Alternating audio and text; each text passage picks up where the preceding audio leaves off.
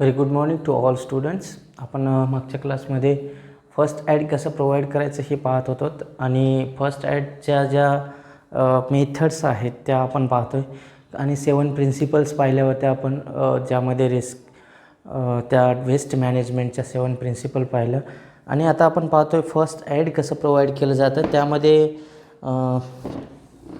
जे आपण ABC टाईपचे जे फर्स्ट ॲडच्या ट्रीटमेंटच्या ABC मेथड्स पाहिल्या होत्या. एअरवे, बीमध्ये आपण पाहिलं होतं ब्रीथिंग आणि सीमध्ये सर्क्युलेशन. तर याच्यामधले ह्या ज्या ट्रीटमेंट्स आहेत ह्या कशा कशा आपण प्रोव्हाइड करू शकतो या बाबतीत आपण पाहिलेलं आहे. याच्या व्यतिरिक्त आपण काय पाहिलं होतं की डिझास्टर मॅनेजमेंट आहेत, तर यांच्याविषयी कसं सतर्क राहता येईल, कशा पद्धतीने आपण एखाद्या डिझास्टरला फेस आउट करू शकतो याविषयी जागरूकता आपण पाहिली होती. आता आपल्याला बघायचं आहे आणखीन काही डिझास्टर च्या दरम्यान जर काही इंजुरीज झाल्या असतील एखाद्या व्यक्तीला, तर त्याला कशा पद्धतीने आपण ट्रीट करू शकतो आणि काय आपल्याला काळजी घेता येईल. सपोज करा एखाद्या पर्सनचं इंजुरीमुळं खूप ब्लिडिंग होत आहे, राईट. ब्लिडिंग होत आहे, तर फर्स्ट ॲड बघतोय आपण परत. फर्स्ट ॲडच्या कुठल्या कुठल्या मेथड्स वापरता येतील. फर्स्ट ॲड ट्रीटमेंट म्हणू आपण त्याला. फर्स्ट ॲड कशासाठी गरजेचं आहे आपण मागच्या क्लासमध्ये पाहिलेलंच आहे की to avoid the death of individual. कारण जर कोणाचा ब्लिडिंग कंटिन्युअसली होत असेल, कोणाचा सपोज करा की रक्तच खूप जातो आहे, डोकं फुटलेलं आहे आणि तिथून खूप रक्तस्राव होत आहे, तर मग अशा कंडिशनमध्ये जर आपण त्याला फर्स्ट ट्रीटमेंट नाही दिली, घरगुती त्याला म्हणू आपण फर्स्ट एड जर नाही दिला, तर त्याचा जीव जाण्याचे चान्सेस असतात. तर या गोष्टीचा विचार करून आपल्याला फर्स्ट एड जी आहे ती ट्रीटमेंट देणं आवश्यक पडतं. जे तो कोणी आहे का असे ना, तो आपला मित्र असेल किंवा आपला फॅमिली मेंबर असेल किंवा ॲज अ ह्युमन म्हणून आपल्याला प्रत्येकाला फर्स्ट एड देण्याची इच्छा, प्रत्येकाला ट्रेनिंग असणं, स्वतःला माहिती असणं की कसं प्रोव्हाइड केलं जातं फर्स्ट ॲड ट्रीटमेंट, ते सगळ्यांना येणं गरजेचं आहे. That is called we have to provide every people to the first aid treatment. Okay. नाव ब्लिडिंग होत आहे, एक आपण उदाहरण म्हणून घेतलं तर ब्लिडिंग होणं म्हणजे काही चांगली गोष्ट नाही. रक्तस्राव थांबवण्याचा प्रयत्न करायला पाहिजे. तर त्या ठिकाणी वी हॅव टू यूज आपण म्हणू अँटीसेप्टिक पॅड. आता कधी कधी अँटीसेप्टिक पॅड असतात, काही नसतात. तुम्ही पाहिलं असेल बऱ्याचशा व्हेकल्समध्ये फर्स्ट ॲड किट अवेलेबल असतं किंवा कुठल्या तरी इंडस्ट्रीमध्ये कुठंही जा तुम्ही, हॉस्पिटल कुठंही पहा, तुम्ही फर्स्ट ॲड किट असतंच. इवन तुमच्या इन्स्टिट्यूटमध्ये तुम्ही शाळेत असताल, शाळेमध्ये फर्स्ट ॲड बॉक्स ठेवला जातो किंवा कॉलेजेसमध्ये असाल तिथं फर्स्ट ॲड बॉक्स ठेवला जातो. ज्या ठिकाणी आपण काम करतो, जिथं जिथं जातो, ॲप्रॉक्सिमेटली सगळ्या ठिकाणी फर्स्ट ॲड किट जो आहे तो ठेवला जातो. फर्स्ट ॲड किट जो आहे तो ठेवला जातो. त्याच्यात काय असतं, हे अँटीसेप्टिक पॅड्स असतात, तिथं बँडेजेस असतात, बऱ्याच काही टॅबलेट्स वगैरे जे काही लागतं फर्स्ट ॲडसाठी. आपण त्याला काहीतरी म्हणतो आयोडीन वगैरे जे लावतात मार लागल्यानंतर जखम झाली, अशा प्रकारचे फर्स्ट ॲड किट्स ठेवल्या जातात. तर मग त्याच्यामध्ये जर कोणाची ब्लिडिंग होत असेल, by the using this antiseptic pad we have to put on injured part, असं म्हणू शकतो आपण. put on injured part and press it. आपण काय करू शकतो की अँटीसेप्टिक पॅड घ्यायचा, त्या पर्टिक्युलर इंजुरी साईट जिथं जागा आहे, जखम जिथे झालेली आहे, जिथून रक्त जातोय त्या ठिकाणी हा अँटीसेप्टिक पॅड ठेवायचा आणि तिथं प्रेस करायचं. याचा फायदा काय होतो की तिथं ब्लड क्लॉट होण्याचे चान्सेस असतात आणि तिथून ब्लिडिंग होणं पण थांबत असते. ही एक प्रकारची फर्स्ट ॲड ट्रीटमेंट ज्याला ब्लिडिंग होती त्या पर्सनला. आता दुसरं बघूया आपण. फ्रॅक्चर्स तुम्हाला माहिती आहेत. फ्रॅक्चर्स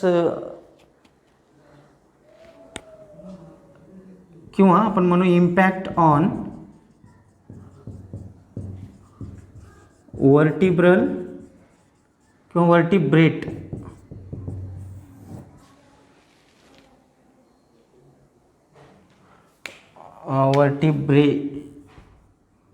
वर्टिब्रेट म्हणजे एक प्राण्यांचा ग्रुप आहे, त्याच्यामुळं आपण वर्टिब्रेट नाही घेणार. वर्टिब्रे म्हणजे वर्टिब्रल कॉलम किंवा आपण फ्रॅक्चर. आता एखादी बोन आहे, एक मिनिट, एखादी बोन असेल आपल्या शरीरातली, कोणाच्याही शरीरातली एखादी बोन फ्रॅक्चर कधी होत असते, जर तो ॲक्सिडेंट झाला असेल, छोटासा ॲक्सिडेंट आहे आणि कुठून पडलं, काहीतरी झालं आणि कुठल्या तरी कारणानं, सपोज करा की त्याचं बोन फ्रॅक्चर आहे. ओके, तर अशा सिच्युएशनमध्ये आपण त्याला कशा प्रकारचं फर्स्ट एड ट्रीटमेंट, कारण इथं बँडेज लावून काही अर्थ नाही, इथं कुठला अँटीसेप्टिक पॅड पण लावता येत नाही, तर मग काय करू शकतो, तर एक त्याच्यावरती उपाय आहे फर्स्ट एडसाठी, तो म्हणजे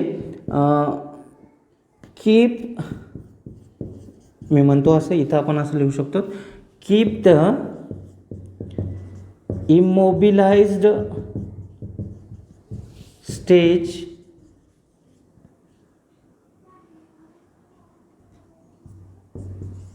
to the fractured, मी इकडे घेईन, ते दिसणार नाही तुम्हाला, fractured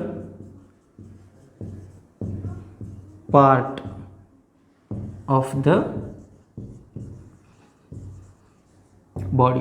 अशा लोकांना हेच जे आहे ते ट्रीटमेंट असते, कारण हॉस्पिटलला जाईपर्यंत एवढी काळजी घेतली पाहिजे की त्याला तुम्ही कुठल्या तरी काहीतरी घेणार, तुम्ही कपडा घ्या, तुम्हाला आसपास काही अवेलेबल असतील, त्याला म्हणू आपण रूलर्स असतील किंवा रॉड्स असतील, ह्यांच्या मदतीनं, सपोज करा इथं कुठेतरी फ्रॅक्चर आहे, तर आपण एखादा रॉड घेतला आणि असं बांधून ठेवलं. ओके, असं जर बांधलं आणि त्याला इमोबिलाइज्ड, जेणेकरून की त्या बोनला जे फ्रॅक्चर आहे त्याला हालचाल करू देणार नाही, that is called immobilized stage or condition. तर हे करू शकतो आपण फर्स्ट एड ट्रीटमेंटमध्ये. त्याला तुम्ही व्यवस्थितपणे घट्ट बांधून ठेवणार, थ्रेडनं म्हणा, आपण रोप्स जे असतात त्याच्यानं घेऊन बांधू शकतो, किंवा रॉड्स लावतील, अशा प्रकारचे जे आपल्या आसपास असेल ह्याच्या मदतीनं चांगल्या पद्धतीनं ते जे फ्रॅक्चर्ड पार्ट आहे त्याला इमोबिलाइज करायचा आहे, हालचाल न होऊ देणं. हा आपल्यासाठी ही फर्स्ट ट्रीटमेंट देण्याची टेक्निक आहे. ओके, तर या काही टेक्निक्स आपल्याला समजल्या पाहिजेत, देता आल्या पाहिजेत कोणालाही. त्याच्यानंतर थर्ड जी फर्स्ट एड ट्रीटमेंट आहे कुणासाठी, ती आहे, सपोज करा की बर्निंग झालेली आहे, बर्निंग पार्ट आहे. कधी कधी ॲक्सिडेंटली बघतो आपण, कोणाला तरी पोळतं, काहीतरी होतं, तेल पडतो हातावर, काहीतरी बऱ्याचशा अशा ॲक्सिडेंटल प्रॉब्लेम्स होत असतात. अशा कंडिशनमध्ये जळालेला जो बर्न झालेला स्किनचा पार्ट आहे, बऱ्याच वेळा सांगितलं जातं की थंड पाणी लावू नका, थंड पाणी लावू नका, आणि त्याच्यावरती जोपर्यंत हॉस्पिटलला जातो तोपर्यंत आपण पाहतो की तो जो बर्न पार्ट आहे त्या बॉडीचा, स्किनचा पार्ट, तो खूप सारा असा सुजून जातो, त्वचा जळून जाते तोपर्यंत. तर ती ट्रीटमेंट या ठिकाणी मग फर्स्ट एड ट्रीटमेंट, तर ॲक्च्युली आपल्याला जे बर्न पार्ट आहे बॉडीचा, burn part of body, that have to keep in a cold water for approximately 10 minute.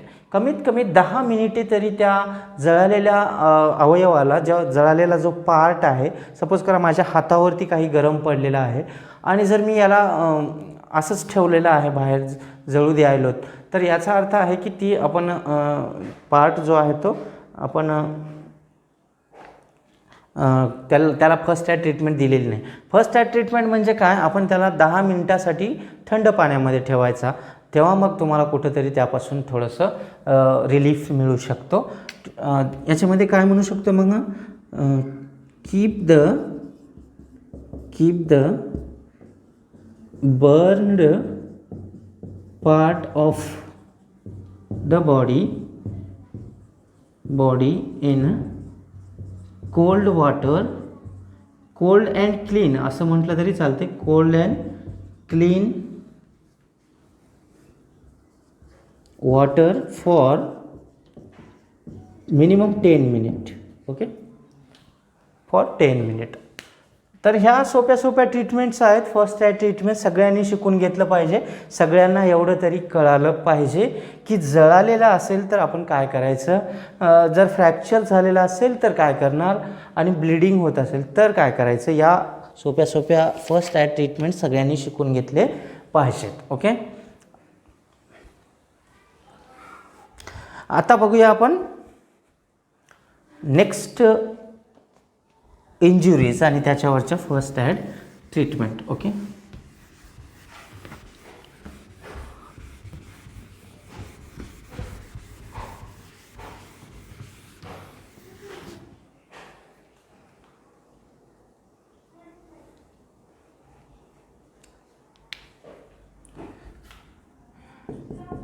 समजा इंजुरीज लाईक जर स्प्रेन्स असेल, स्प्रेन्स दिली, ट्विस्टिंग आहे,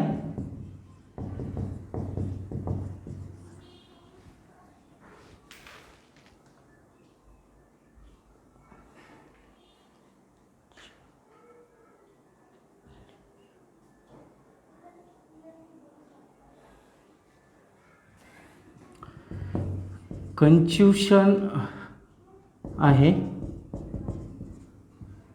ETC. अशा काही इंजुरीज असतील. इंजुरीज म्हणजे कशा प्रकारच्या, तर हे आपण काय म्हणतोय की स्प्रेन्स म्हणजे कधी कधी हात मुडपतो, पाय मुडपतो, हे मुडपणं म्हणजे स्प्रेन. ओके, मुडूप जे असतं त्याला म्हणतो आपण मुडपणे, दॅट इज कॉल्ड स्प्रेन. हे जे आहे कर्लिंग म्हणजे वाकडं होणं. ओके, मुडपल्यामुळं म्हणा काही याच्यामुळं. आणि हे आहे जे याच्यामध्ये ब्लिडिंग अंडर द स्किन, त्वचेमध्येच ब्लिडिंग होत आहे, बाहेर नाही. तर याला पण आपण ट्रीट करू शकतो बाय द रेमेडी कॉल्ड, याच्यावरती एक ट्रीटमेंट आहे, त्याचं नाव आहे, त्या रेमेडीचं राईस, इनिशियली मी लिहितो, have to provide rice remedy. Okay, rice remedy. हे राईस काय आहे, आता ह्या ठिकाणी राईस रेमेडी अप्लाय करणं म्हणजे या ठिकाणी फर्स्ट एड ट्रीटमेंटचं नाव आहे ॲक्च्युली. ओके, इथं खायची राईस नाही, राईस त्याच्या इनिशियल फॉर्म लिहिलेले आहेत मी. आता त्याचं काय असतं ते बघूया. First on R stands for rest. सगळ्यात महत्त्वाचं रेस्ट. कुठलाही पार्ट हा म्हणजे कुठल्याही इंजुरीज असतील तर त्याच्यामध्ये इंडिव्हिज्युअलला sit in a relax condition हे करायला सांगितलं पाहिजे. Allow to sit in a relaxed manner. Relax कंडिशनमध्ये त्याला बसण्यास सांगायचं. हे आहे आर मीन्स. देन आता I stands for ice. I stands for ice. मुडपलेला पार्ट जो आहे याच्यावरती ट्रीटमेंट द्यायची आईसची. Allow ice on the injured part. किती त्याला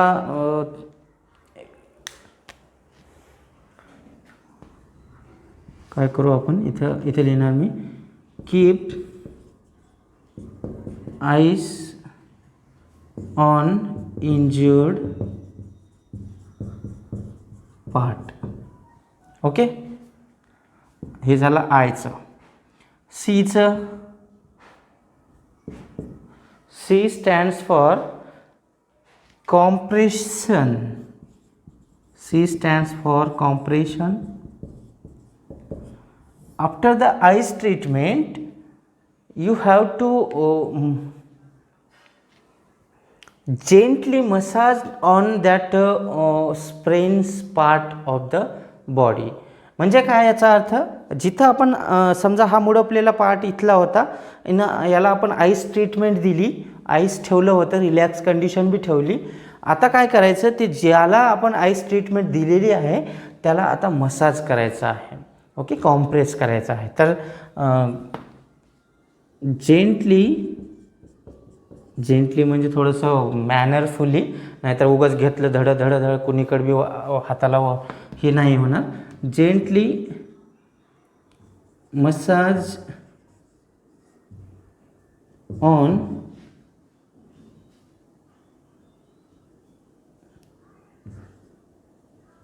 इंज्युर्ड part.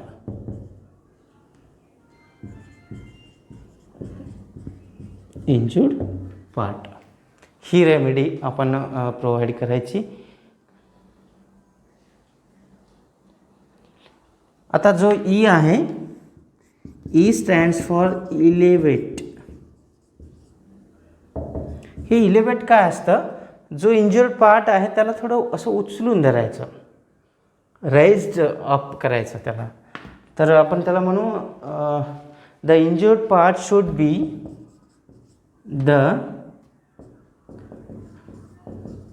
injured part should be raised.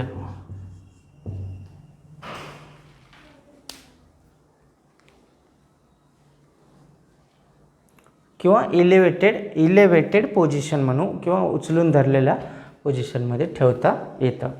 So these are the some first aid treatments or remedies for the injuries like sprains, twisting and contusions like. Okay, तर अशा treatment आपण provide करू शकतो. These are the first aid treatment. आणि आपल्याला याच्यानंतर जो diagrammatically representation दिलेलं आहे, तर यामध्ये बऱ्याचशा मेथड्स आहेत टू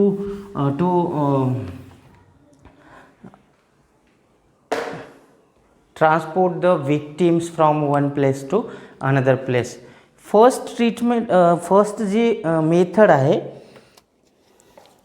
ट्रान्सपोर्टेशनच्या मेथड्स दाखवलेल्या आहेत या ठिकाणी.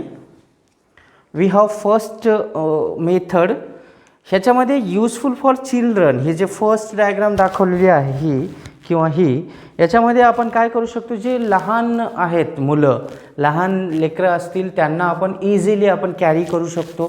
असं 2 हातावरती तरी धरायचं, किंवा त्यांना डॉगी स्टाईल आपण म्हणू त्या पिगी बॅगसारखं मागे पाठीवरती अडकून नेतो, तशा प्रकारे पण त्यांना आपण ट्रान्सपोर्ट करू शकतो हॉस्पिटलपर्यंत. याच्यानंतर जर सपोज करा की एखाद्या पर्सनच्या एका पायाला इंजुरी झालेली आहे, किंवा तो पार्ट जो आहे, एक पाय जो आहे तो फ्रॅक्चर्ड आहे, काहीतरी आहे, तर अशा कंडिशनमध्ये त्याला आपल्या कांद्याचा त्याचा हात आपल्या कांद्यावरती घेऊन त्याचा जो इंज्युर्ड पाय आहे किंवा मुडपलेला आहे, तुटलेला फ्रॅक्चर्ड आहे, त्याच्यावरती मिनिमम वेट पडला पाहिजे, त्याच्यावरती प्रेशर नाही आलं पाहिजे, याची खात्री करत त्याला ट्रॅव्हल करू शकता तुम्ही. किंवा जर समजा एखादा पेशंट एकदम अनकॉन्शियस असेल, बेहोश आहे, तर अशा कंडिशनमध्ये स्ट्रेचर किंवा अशा पूर्णपणे त्याला दोघं धरून उचलून नेता येईल, या कंडिशनमध्ये पण त्याला आपण घेऊन जाऊ शकतो. अनकॉन्शियस पेशंट्सना, विक्टिम्सना, ओके, ज्यांना होश नाही, जे बेहोश आहेत अशांना. याच्यानंतर म्हणतो आपण ही जे बघा या ठिकाणी दिले, ही कोणती 4 हँडेड मेथड आहे. 4 हँडेड मेथड म्हणजे आपण दोघांचे हात एकमेकांशी बांधायचे आणि 4 हात बनवले आणि त्याच्यावरती जो बॅलन्स्ड सांभाळू शकत नाही असा विक्टिम बसवायचा आणि त्याला घेऊन जायचं. किंवा आपण काय करू शकतो, 2 हँड चेअर बनवू शकतो, अशा प्रकारे जिथं दाखवलेलं आहे, रिप्रेझेंट केलेलं आहे डायग्रामॅटिकली. ओके, त्याच्यानंतर आपण काय करू शकतो, method used for fire brigade. जर समजा एखादं घरामध्ये किंवा कुठंतरी बंगल्यामध्ये आग लागलेली आहे, तर अशा सिच्युएशनमध्ये काय करणार, त्याला ह्या सगळ्या ट्रीटमेंट देत बसणार नाही, डायरेक्टली घेतलं त्याला आपल्या एकतर कांद्यावर घेणार किंवा त्याला अशा कंडिशनमध्ये उचलणार किंवा या पोझिशनमध्ये अशा प्रकारे. आणि स्ट्रेचर तर आहे तो कंप्लीट, एमर्जन्सी पेशंटच असतील तर स्ट्रेचरचा वापर परत करू शकता तुम्ही. तर ह्या काही फर्स्ट एड म्हणा किंवा त्याला म्हणू आपण एक प्रकारच्या टेक्निक्स आहेत पेशंटला, विक्टिमला ट्रॅव्हलिंग किंवा ट्रान्सपोर्ट करण्यासाठी from one place to another place. That may be within a hospital असू शकतो किंवा घरून हॉस्पिटलला नेईपर्यंत या ट्रॅव्हलिंग या ट्रान्सपोर्ट मेथड्सचा इमर्जन्सी कंडिशनमध्ये आपण त्याचा वापर करू शकतो. So this is about our chapter number 9 that is environmental management and disaster management also we can say. Okay, तर हा झाला आपला चॅप्टर संपला. 9th चॅप्टर संपतो आहे आणि आपल्याला याच्यावरच्या एक्सरसाइज आणि ज्यांनी नोट्स ज्यांनी म्हणण्यापेक्षा बऱ्याच जणांनी यावरच्या नोट्स अजून प्रिपेअर केलेल्या नाहीत त्यांनी सगळ्यांनी याच्या नोट्स आणि एक्सरसाइजच्या क्वेश्चन्स आन्सर्स ओके सगळ्याच्या सगळ्या मंगळवारपर्यंत चेकआउट करून घ्यायच्या. बिझी असाल तुम्ही बरेच जण आता गणेश उत्सव आहे, लक्ष्म्या पण येत आहेत, तरी त्यातून थोडासा टाईम काढा आणि आपलं एक्सरसाइजवरती पण लक्ष काय म्हणता येईल त्याला लक्ष देण्याचा प्रयत्न करा. ओके.